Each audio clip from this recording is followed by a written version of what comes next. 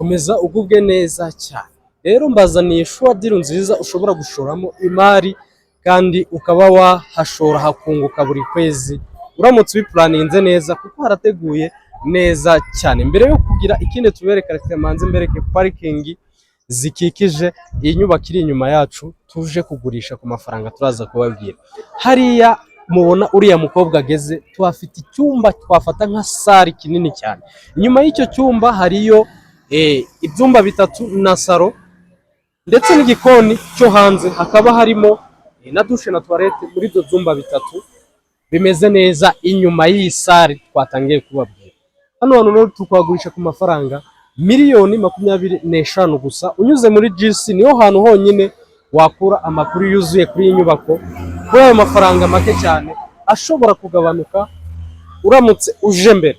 Hano hantu rero turi mu kibanza gifite ubuso 250, hakora ku muhanda. Business wahashyira ushobora gushyiramo ikijyanye akabari kajyamo kandi kameze neza bigakunda cyane, ikijyanye no gucumbikira abantu. Muri ibyo byumba bitatu biri inyuma ushobora gucumbikira gushyiramo guest house bigakunda cyane. Ikindi hano hantu washyira restaurant. Ikindi rero kirenze ibindi byose wahashyira ikijyanye na residential house, inzu yo kubamo bigakunda cyane. Ku mafaranga twababwiye, reka tubereke bumwe mu buso bw'imbere niba bidukundira.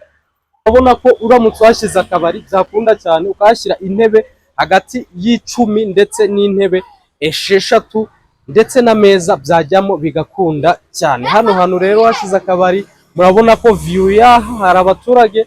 Ahantu nk'aho hashobora kugendeka abakiriya ntabwo babura cyane. Rero ntabwo twasoza tutaberetse byibura iyi sare, twakwita sare kuko ni icyumba kinini gishobora kwakira hagati y'abantu 8 ndetse n'abantu 10 gusa. Turabereka hejuru ku gice cya plafo kubw'umutekano wa nyirinzu.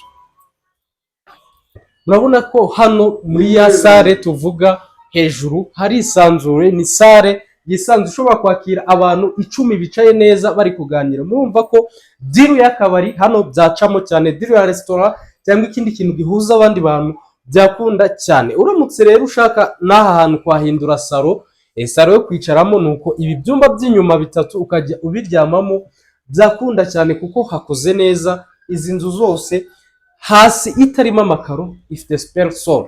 Kabiri noneho tubereke mu gikari naho ukuntu hameze.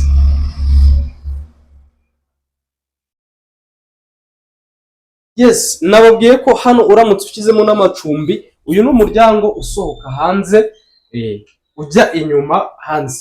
Hano rero harimo ibyumba bitatu na saro nkuko nabibabwiye. Inyuma hakabamo akandi ga space, hano imbere hakabamo dushe na toilette byo hanze ndetse na space y'igikoni kandi yisanzuye. Hano dufitemo igikari muri make kisanzuye. Hepfo ni igikoni, hano na ahantu ho kwicara abantu bari mu gikari.